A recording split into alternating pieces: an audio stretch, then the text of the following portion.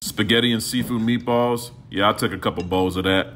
This is how you make this delicious pasta dish. Watch this. First, we're gonna chop up our veggies, and then for the seafood meatballs, we're gonna use catfish, peeled and deveined shrimp, and then also some fresh crab meat.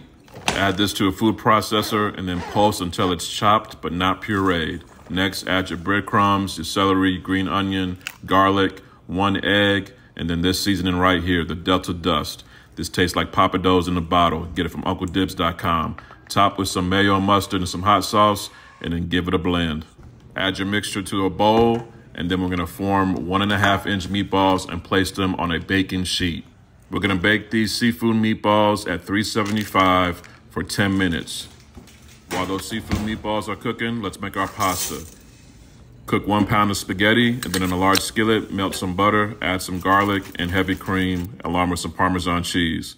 Then to build that flavor, we're gonna add that Uncle Dibbz King Creole blend and some more of that Delta Dust. Cook for another 2 to 3 minutes, add your meatballs to the sauce, cover for about 10 to 15 minutes, and then toss with your spaghetti. Add your favorite garnish, and then grab a bowl. It's time to eat, shawty. Full recipes available on my site, or just go to the link in my bio. That's good, shawty.